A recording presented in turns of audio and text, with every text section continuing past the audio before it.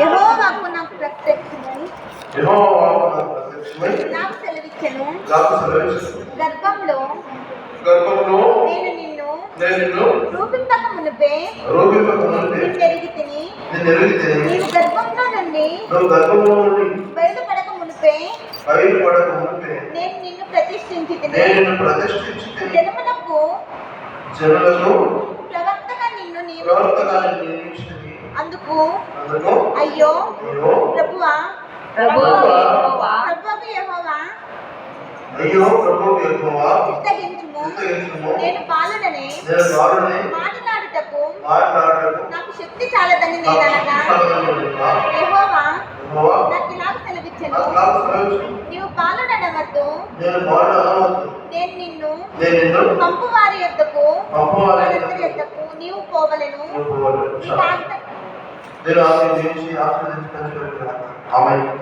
ఇక్కడ ఇర్మియా అనే ప్రవక్త ఉన్నాడు.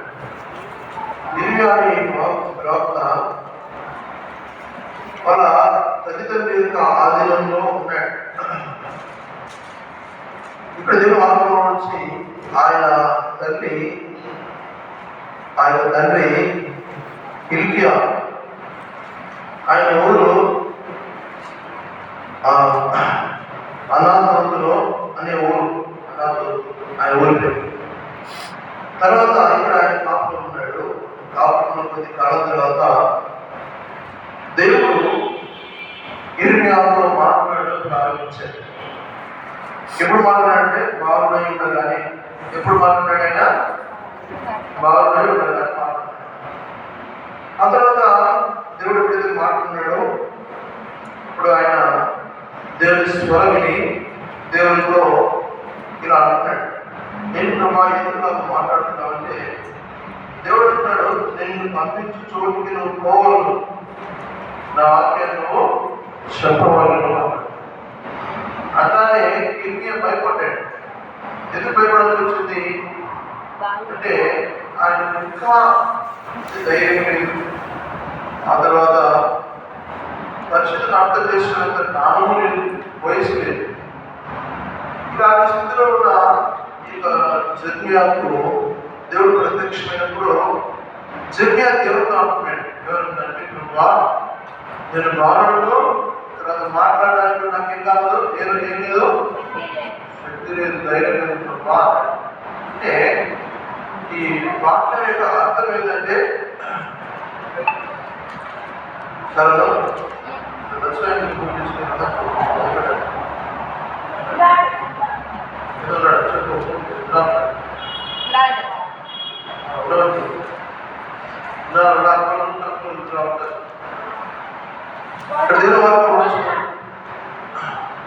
మనం గమనిస్తుంటే ఈ చిన్న వాళ్ళతో దేవుడు మాట్లాడడం జరిగింది. తర్వాత దేవుడు ఏమన్నారంటే, నేను జనులు ప్రాప్తగా చేస్తాను, నువ్వు జనుల మధ్యలో ప్రాప్తగా ఉండాలా, అంటే గొప్పవాడిగా ఉండాలని దేవుడు జెర్మియాతో అన్నాడు. ఇప్పుడు ఏ వయసులో అన్నాడు చెప్పండి? ఇప్పుడు బాలుడుగా ఉన్నప్పుడు మాట్లాడి, ఇప్పుడు బాలుడుగా ఉన్నప్పుడు జెర్మియాతో భయపడిపోయాడు. అయితే దేవుడు అతను మాట్లాడి అతని నోటిని ముట్టి, నేను నా మాటలు నీ నోట ఉంచుకున్నాను అన్నాడు. ఇలాగ దేవుడు జెర్మియాతో మాట్లాడిన తర్వాత జెర్మియా బాల్య దేశం నుంచి కూడా దేవుడి మాటలు ఇతరులకు ప్రకటించేవాడు. జాగ్రత్తగా ఎప్పటి నుంచి దేవుడి ప్రకటించిన అలవాటు ఉంది? చిన్నతనంలో నుంచి కూడా ఏముంది అతనికి? చిన్నతనం నుంచి కూడా ఏముంది? దేవుడి పని చేసే అలవాటు ఉంది. అంటే దేవుడు తనతో మాట్లాడిన ప్రతి మాట ధైర్యంగా ప్రజలకు వెళ్ళి చెబుతూ ఉండేవాడు. అయితే తన జీవితంలో ఇలాగ చెబుతూ దేవుడి వాక్యే సంపూర్ణంగా అతన్ని ఆవరించి అతను ఏమి చెప్పినా జరిగే స్థాయికి వచ్చేసాడు. అప్పుడు జెర్మియాకు చాలా ఇబ్బందులు ఎదురయ్యాయి. ఏంటంటే ఇప్పుడు రాజుకు వర్తమానం చెప్పాలని వార్త వచ్చింది. ఎవరికి? జెర్మియాకు వచ్చింది. ఏమని చెప్పాలంటే, బబులోనులు ఈ దేశానికి వస్తారు, ఈ దేశం మొత్తం చెప్తాను, నువ్వు బతికుండగానే నీ రెండు కొడుకు పీకేస్తాను, నువ్వు చూస్తుండగా నీ కొడుకును చంపేస్తాను అన్న వార్త చెప్పాడు దేవుడు. ఎవరు చనిపోయి ఈ మాట ఎవరు చెప్పాలా? రాజు చెప్పాలి. ఇప్పుడు ఎవరైనా రాజుతో మాట చెప్పగలరా? చెప్పండి, చెప్తారా? చెప్పలేదు. ఎందుకు చెప్పలేదంటే ఆ మాట రాజు చెప్తే ఆ రాజు 5 సెంట్లు మాత్రం గంటలు చేసేదంటే చంపిస్తాడు లేదా జైలు వేయిస్తాడు. కానీ చెప్తే దానికి భయపడ్డా, దాన్ని భయపడకుండా ఏం చేస్తాడంటే రాజుతో అనుకున్నాడు, రాజుతో అన్నాడు, దేవుడు నాతో ఒక మాట చెప్పన్నాడు, వాటిని నేను చెప్తున్నాను, దయచేసి వినండి. దేవుడు ఏమన్నాడంటే, నువ్వు దేవుడి మాట వినడం లేదంట, దేవుడికి నేర్చుకోవడం లేదంట, దేవుడికి నువ్వు లోపడం లేదంట. దేవుడు ఏం చేస్తాడు, ఏం చెప్తున్నాడు నీ కోసం, ఏం చెప్తున్నాడు అంటే, నువ్వు బతికున్నగా రొట్టెతో పీకేస్తాడంట. ఏమన్నాడు?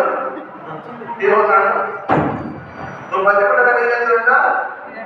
రొట్టెతో పీకి వేయబడతాయంట. ఎంత గొప్ప రాజు. ఇప్పుడు మన కాలం వచ్చి ఈ కళ్ళు పీకుతుంటారు, ఈ కళ్ళు పీకుతాము ఏమంటాము? ఎవరా కళ్ళు పీకుతాము, ఎంత ధైర్యం పీకుతాము. రాజు చెప్పాలి అంటే అంత కఠినమైన పద్ధతి. చెప్పకపోతే దేవుడు ఊరుకోడు, చెబితే ఊరుకోడు, రాజు ఊరుకోడు. మా పెద్దలు ఏమైనా జరిగారు ఎక్కువ తినడం దేవుడు జరిగారు చెప్పేయాడు. ఈ జరిగాక మనసాక్షి దేవుడు చెప్పేది చంపించాడు రాజు. ఇప్పుడు చాలా ఒకటి రాజు చనిపోవాలి, లేదా దేవుడు కింద చెప్పి తప్పించుకుని మారిపోవాలి. మరి దేవుడు చూడండి తప్పించుకుని దేవుడు పెడతాడా? దేవుడైనా చంపేస్తాడు. చాలా రాజుతో రాజు ఏమని తెలుసా? చాలా దూరం వచ్చింది. రాజుకి ఏమొచ్చింది? చాలా దూరం వచ్చి జరిగాను ఎక్కడ పడేసింది తెలుసా? మరణ గృహంలో పడేసింది. మరణ గృహం తెలుసా? వాయు ఎవరికి తప్పు చేసిన ఆ వాయువు పడేస్తారు. వాయువు పడేసి నాకు పడేస్తారు. వాడు లోపల గోడ పట్టుకొని నీసం వచ్చి శరీర శక్తి కోల్పోయి అలా చచ్చిపోవాలి. చచ్చిపోయిన తర్వాత అక్కడ పురుగులు పడతాయి. ఏమడతాయి? పురుగులు పుడతాయి, దేహానికి పుడతాయి, మెత్తగా శవాలు. అలాంటి శవాలు పొద్దున పడేసినట్టు ఎవరిని పడేసినాడు? జర్మి పడతానే ఇది చేయకపోతే పురియచ్చు.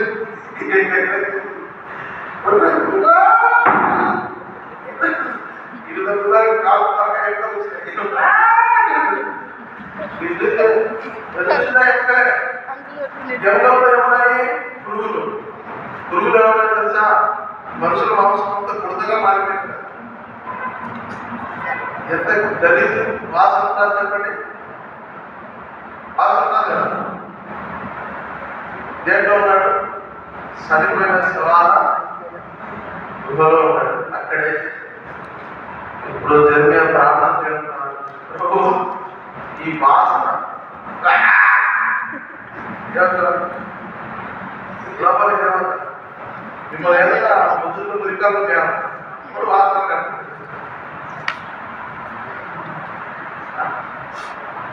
లేక ఎక్కడ పోయాను?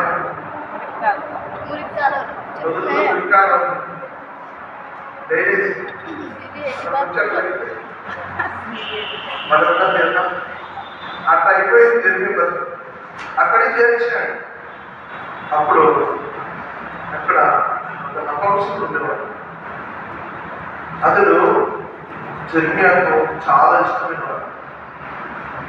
అప్పుడు ఆ నపంసకుడిని రాజుతో ఉన్నాడు, రాజా నువ్వు జర్మియా మీద కోపం వచ్చేదో మీరు కొట్టిన బాబు నువ్వు తీసుకెళ్ళబడేసావు, పడేసావు. ఒకవేళ ఆ ప్రవక్త చచ్చిపోతే ఆ శాపం నీ తలకి ఖచ్చితంగా వచ్చాది అని రాజు. నాయన నేను తప్పు చేసినాను, నాకు అలాగే రాజు చేశాడు. నాయన నువ్వు ఎదుటగా అంటేరా నువ్వు ఏం చేయాలి? జరిగిన ఏం చేయాలా బయటకు లాగుతున్నాడు. ఇప్పుడు బయటకు లాగడానికి ఏం చేశాడు ఇద్దరు తెలుసా? ఆడు చేశాడు. అప్పుడే పట్టు వేసేసి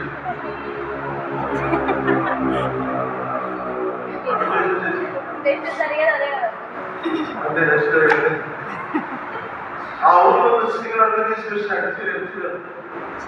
చీరలన్నీ పడేసి ఆ చీరలు తిరిగించి చీరల సహాయంతో తెలియజేసిన పైకి లాగాడు.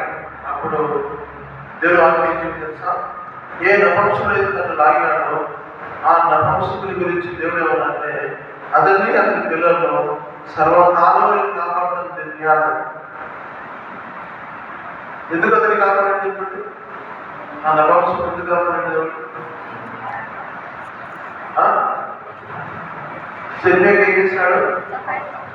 అప్పుడు వృద్ధులను బయటకు వచ్చి సమాజానికి ఇళ్ళ కాడికి కడుపుకుంటా ఉన్న పురుగులు వస్తున్నాయి. నమ్మకం చచ్చిపోవడం పురుగు తీసుకురా పడే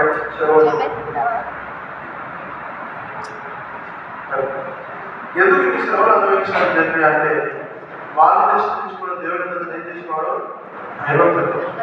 అయితే దేవుడు అతను ఎప్పుడు కాపాడుతూనే ఉండేవాడు. అతనికి ఇలాంటి పరిస్థితి ఎన్నో ఎదురైనాయి. ఒకసారి తాను రాజుకు న్యాయం గురించి చెప్పినప్పుడు రాజు భోజనం పెట్టలేదు. అప్పుడు రొట్టెలు కాల్చే బంధాలు ఉండేది తెలుసు. ఆ బంధంలో ఒక ఆయన విశ్వాసంలో ఆయన ఇంటికి వెళ్తే ఆయన ఎక్కడైనా కనిపించి రాజు సంపాదించాలని అటో కొండ మీద ఎక్కించారు. అటో కొండ మీద కొడుకులు అంటాము ఎవరు జిర్మియా. ఆహారం రోజు ఒక రొట్టె, రోజంతా కొంత నుంచి సాయంత్రం ఏదైతే తినేవాడు తినేవాడు రొట్టె. ఈరోజు తింటే రేపు రొట్టె. ఎందుకు తెలుసా? సొంత ప్రాంతం కరువు వచ్చింది. ఇలాంటి కాలంలో దేవుడు జెరిమియాను కాపాడాడు. యెరూషలేము కాల్చబడిన జెరిమియాను కాపాడాడు. అతను ఇద్దరు దగ్గర వచ్చి జెరిమియాతో అన్నాడు, జెరిమియా నువ్వు దేశం ఎక్కడైనా ప్రవేశించు, నీకు ఏ ఆహారం చెప్పు నేను అంత ఇస్తానని మాకు నాకు జెరిమియాతో ఒప్పందం తెచ్చుకున్నాను. కానీ కష్టకాలంలో దేవుడు జెరిమియాను కాపాడాడు. శ్రమకాలంలో దేవుడు జెరిమియాను కాపాడాడు. ఆత్మని ఉన్నప్పుడు దేవుడు జెరిమియాను కాపాడాడు. వస్త్రహీనంగా ఉన్నప్పుడు దేవుడు జెరిమియాను కాపాడాడు. గుంతలో వేయబడినప్పుడు దేవుడు జెరిమియాను కాపాడాడు. కనుక ఎందుకు కాపాడంటే భారతదేశం నుంచి జెరిమియా ఎవరిని పడించేవాడు చెప్పండి? ఎవరిని పడించేవాడు? నువ్వు కూడా యువన కాలంలో ఈ భారతదేశంలో దేవుడిని వెంబడించడం నువ్వు ప్రారంభిస్తే దేవుడు నీకు తప్పకుండా సహాయం చేస్తాడు. నువ్వు ఎక్కడున్నా నీకు ఎన్ని పరిస్థితులు ఎదురైనా, ఎన్ని ఇబ్బందులు నీకు ఎదురైనా, ఎన్ని అవమానాలు వచ్చినా, ఎన్ని శోధనలు వచ్చినట్టు కాపాడతాడు. అయితే నువ్వేం చేయాలంటే నీ యువన కాలంలో దేవుడిని కలిగి ఉండాలి. ఈ యువన కాలంలో దేవుడిని కలిగి ఉండకుండా, దేవుడికి హృదయం ఇవ్వకుండా, లేదు ఇష్టానుసారంగా జీవించడం, లేదా ఇష్టానుసారంగా పాపం చేయడం, అపవిత్రంగా ఉండడం, అపవిత్రమైన పనులు చేయడం, అపవిత్రంగా నడుచుకుంటే దేవుడికి సహాయం చేయడం. జెరిమియా పవిత్రమైన ఒక మాట చెప్పిన జెరిమియాకు వివాహం కాలేదు. తెలుసా మీకు ఎందుకు వివాహం కాలేదు? జెరిమియా వివాహం చేసుకోవాలనుకున్నాడు. అప్పుడు దేవుడు ఏమన్నాడు చూడండి.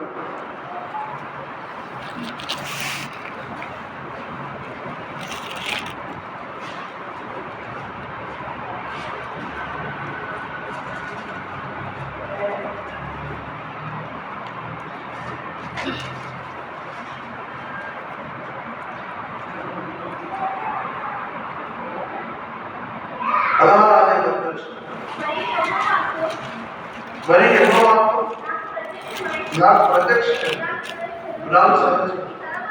ఈ స్థలంలో నీ కుమారులను కుమార్తెలను పుట్టకున్నట్టు ఏం చేసుకున్నా? ఎవరు? జెరిమియా. అంటే తన జీవితాన్ని దేవుడి కోసం ఏం చేస్తున్నాడు? తను అపవిత్రాన్ని జీవించలేదు, అపవిత్రమైన పనులు చేయలేదు, పాపం చేయలేదు, చెడుగా నడుచుకోలేదు, చెడు ప్రవర్తన కలిగి లేడు. కనుక మన జీవితయాత్రలో మనం చేయవలసింది ఏంటంటే, నువ్వు పవిత్రంగా జీవించినప్పుడు దేవుడు నీకు ఏం చేస్తాడు? సహాయము. కానీ జరిగే జీవితంలో చాలా ఉంది. ఎవరు నాకు మాట చెప్పారు, జరిగే దేవుడు కాపాడాడు, జరిగే దేవుడి కోసం ఎంతో రోషం పడుతున్నాడు, పౌరుషంగా జీవించాడు. అంటే ప్రవర్తన విషయమై జాగ్రత్తగా ఉన్నాడు, మాట విషయమై జాగ్రత్తగా ఉన్నాడు, నడవడిక విషయమై జాగ్రత్తగా ఉన్నాడు, హృదయంలో ఆలోచన విషయంలో జాగ్రత్తగా ఉన్నాడు. దేవుని గనపరచాడు. అందుకనే దేవుడు బాల్యంలో నుంచి జెరెమీయాలో అనేక ఆపదలు వచ్చినాయి. జెరెమీయా చనిపోతాడన్న రోజులు కూడా వచ్చినాయి. ఇంకా జెరెమీయా పని అయిపోయిందన్న రోజులు కూడా వచ్చినాయి. ఇలాంటి పరిస్థితులు వచ్చినప్పుడు కూడా దేవుడు జెరెమీయా తోడే ఉన్నాడు. జెరెమీయా జీవితం ఎలాంటిదంటే ముళ్ళపాడులో జెరెమీయా నడుస్తూ ఉంటే దేవుడు ఆ ముళ్ళు జెరెమీయా తెచ్చుకోకుండా చేతులు అడ్డు పెడుతూ ఉండేవాడు. అర్థమైందా మీకు? మనలో ఏం చేసేవాడు? జెరెమీయా నడిచే దాని ముళ్ళతో గుర్తున్నాయి. కానీ దేవుడు అనుమతించాడు, జెరెమీయా నువ్వు ఈ ముళ్ళు మీద కాలు పెట్టాల్సిందే, కాలు పెట్టాడు.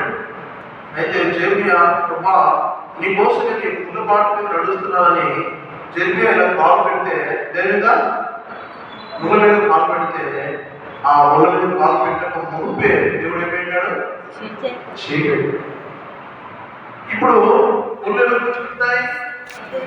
దేవుడికి. కానీ జెరెమీయాకి ఏం పుచ్చుకుంటాయి? ఏమి పుచ్చుకోవడం. ఆయన చేత ఎక్కడున్నాయని కాలేకపోతే దేవుడి హస్తం. కనుక జెరెమీయాని అలా నడిపించాడు. సమాజంలో చూసినట్టు జెరెమీయా చాలా హింసించబడ్డాడు, కానీ దేవుడి దృష్టిలో చాలా కఠినం. కనుక మనం దేవుడి నుంచి శ్వాసం ఇచ్చినప్పుడు ఈ యవన కాలంలో నువ్వు దేవుడి కోసం బ్రతుకుతే దేవుడు ఎక్కడ తిరిగినా, ఎన్ని సమస్యలు నీకు వచ్చినా, ఎన్ని ఇబ్బందులు వచ్చినా, కొనుక్కురైన ఆర్థిక ఇబ్బందులు రావచ్చు, కొనుక్కురైన అనారోగ్యం రావచ్చు, కొనుక్కురైన ఒంటరితనం రావచ్చు, కొనుక్కురైన నిరాశ దుఃఖం రావచ్చు, ఎవరు లేని నాకు అనిపించే సమయంలో నీకు రావచ్చు. అలాంటప్పుడు కూడా దేవుడు ఏం చేస్తున్నాడు? నీతో జెరెమీయా కూడా దేవుడు మీకు కూడా ఇవ్వాలంటే నువ్వేం చేయాలి? దేవుడి కోసం జీవితాలా పవిత్రంగా. జెరెమీయా ముసలాడట చిన్నప్పటి నుంచి అతను పాపం వచ్చాడు. ఏం చేయలేదు? పాపం చాలా పవిత్రంగా.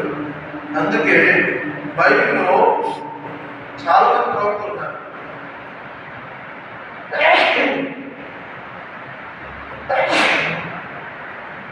అయితే దేవుడు జెరెమీయాను పెద్ద ప్రవక్త అంటాడు. ఎవరు బైబిల్లో? పెద్ద ప్రవక్త. చాలా చిన్న చిన్న ప్రవక్తలు ఉంటారు బైబిల్లో. పెద్ద ప్రవక్తలు ఎవరు తెలుసా? మొదటిగా సమూయేలు తర్వాత యెషయా తర్వాత పెద్ద ప్రవక్త ఎవరంటే జెరెమీయా. ఆ ముగ్గురు బైబిల్లో టాప్లో ఉంటారు. ఎవరు? సమూయేలు, యెషయా, జెరెమీయా. వీళ్ళు ముగ్గురు టాప్లో ఉంటారు, పైన ఉంటారు. వాళ్ళు పెద్ద ప్రవక్త. ఇంకా వాళ్ళ పెద్ద కింద ఉన్నారు ఏలియా, ఎలీషా. వీళ్ళు వాళ్ళకంటే కింద ఉంటారు. ఇంకా వాళ్ళకంటే కింద ఉంటారు హబక్కూకు, జెకర్యా, తర్వాత ఇలా చిన్న ప్రవక్త. కనుక ఒక టాప్ లెవెల్ దేవుడు జెరెమీయా తీసుకోవడానికి కారణం ఏం చెప్పండి? అది ఎవరి కాలం అంతా ఎవరి కోసం పెడుతున్నాడు? దేవుడి కోసం. దేవుడి స్వార్థ చేసినాడు, దేవుడు ప్రార్థన చేసినాడు, దేవుడి మధ్య అనేక నడిపించినాడు, దేవుడి కోసం అనేక కట్టినాడు, సమకూర్చినాడు, దేవుడి కొరకు అనేక సిద్ధపరిచాడు. అంటే దేవుడు జెరెమీయాను దీవించినాడు. జెరెమీయాను చంపడంలో జెరెమీయా పని అయిపోయిన అందరూ చనిపోయారు. జెరెమీయా ముసలితనం వరకు బతికినాడు. ఎప్పటి వరకు? ముసలితనం వరకు బతికించాడు. ఒక జీవితంలో అలాగా జీవించుకున్నాను. ఇంకో కథ చెప్తాను. నేను ఒక బండేని యొక్క వ్యవస్థను కలచలేదు. బండేని వ్యవస్థలు ఆఫ్రికా ఖండంలో ఒక చెంచుగూడెంలో ఒక తెగవారి మధ్యలో పుడతాడు. పుట్టిన తర్వాత మా నాన్న దానికి ఓడిపోయి